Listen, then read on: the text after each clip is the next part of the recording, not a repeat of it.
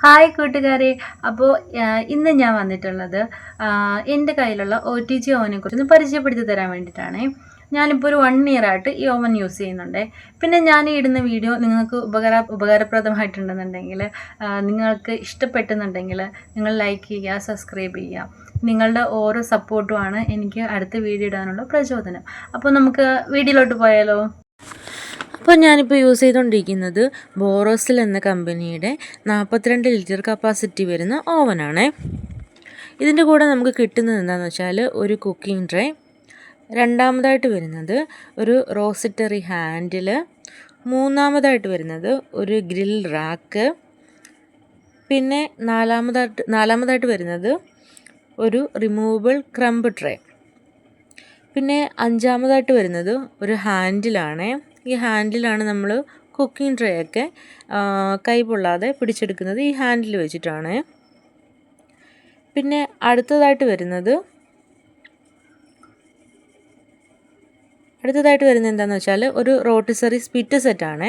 ഈ rotisserie spit സെറ്റിൻ്റെ screw നമ്മളിങ്ങനെ തിരിച്ചു കൊടുക്കുമ്പോൾ ഇത് ലൂസാവുകയും ടൈറ്റാക്കാനും നമുക്ക് പറ്റും കേട്ടോ. അങ്ങനെയാണ് നമ്മളൊരു ഫുൾ ചിക്കന് ഈ സ്റ്റിക്കിലൂടെ കയറ്റിയിട്ട് ലൂസാക്കി ടൈറ്റ് ചെയ്തിട്ടാണ് നമ്മൾ കുക്ക് ചെയ്യുന്നത്. അത് നമ്മുടെ റോസിറ്ററി ഹാൻഡിലാണ് നമ്മൾ പ്ലേസ് ചെയ്തിട്ടാണ് നമ്മൾ ഈ ചിക്കൻ കുക്ക് ചെയ്യുന്നത്. ഇതാണ് കുക്കിംഗ് ട്രേ. ഈ ഓവൻ്റെ ഈ സെൻറ്റർ പോർഷനിലായിട്ട് ഇത് എങ്ങനെയാണ് നമ്മൾ കയറ്റിയിട്ടാണ് കേക്കൊക്കെ ബേക്ക് ചെയ്യാൻ വേണ്ടി നമ്മൾ യൂസ് ചെയ്യുന്നത്. അത് നമുക്ക് ഇങ്ങനെ തന്നെ തിരിച്ച് വലിച്ചിങ്ങനെ തന്നെ ഊരിയെടുക്കാൻ പറ്റും. നമ്മുടെ ഓവൻ്റെ ഉൾഭാഗത്തായിട്ട് നമുക്ക് കാണാൻ പറ്റും.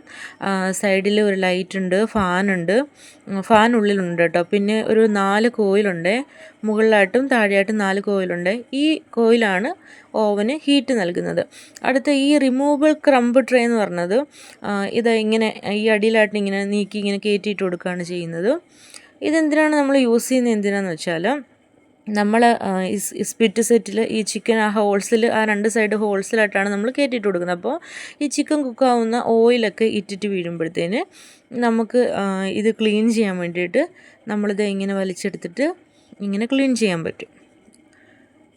അടുത്തതായിട്ട് നമ്മൾ റോട്ടിസറി ഹാൻഡിലിനകത്ത് നമ്മുടെ റോട്ടിസറി സ്പിറ്റ് സെറ്റ്, അതായത് ചിക്കൻ സെറ്റ് ചെയ്ത് വെച്ചതിന് ശേഷം ജസ്റ്റ് ഇങ്ങനെ എടുത്തു വെച്ചാൽ മതി. അതിനെ എടുത്തു വെച്ചതിന് ശേഷം നമ്മൾ ഓവൻ്റെ അകത്തേക്ക് നോക്കുമ്പോൾ ആ വലത്ത് സൈഡിലെ ഹോളിലേക്ക് ഇങ്ങനെ ചരിച്ച് കയറ്റിയിട്ട് കൊടുക്കുക കേട്ടോ. കയറ്റി വെച്ച് കൊടുത്തതിന് ശേഷം അടുത്ത സൈഡിലെ ഒരു കുഞ്ഞൊരു സംഭവം കാണാം കേട്ടോ, അതിലേക്ക് ജസ്റ്റ് വെച്ച് കൊടുത്താൽ മതി. ഇത് യൂസ് ചെയ്യുമ്പോൾ ശ്രദ്ധിക്കേണ്ട കാര്യം എന്താണെന്ന് വെച്ചാൽ, ഈ റോട്ടിസറി ഹാൻഡിൽ വെച്ചിട്ടാണ് നമ്മളിത് വെക്കുന്നത്. കാരണം എന്താണെന്ന് വെച്ചാൽ ഓവൻ ഓൾറെഡി പ്രീ ഹീറ്റായിട്ട് കിടക്കുന്നതുകൊണ്ട് നമ്മുടെ കൈ പൊള്ളാൻ ചാൻസ് ഉണ്ട്. അതുകൊണ്ട് നമ്മൾ ഹാൻഡിൽ യൂസ് ചെയ്യും. ഇനി നമുക്ക് ഇതിൻ്റെ ടെമ്പറേച്ചറിനെ കുറിച്ച് നോക്കാമേ. ഇതിൽ 90 ഡിഗ്രി സെൽഷ്യസ് മുതൽ 230 ഡിഗ്രി സെൽഷ്യസ് വരെയാണ് ഹീറ്റ് വരുന്നത്.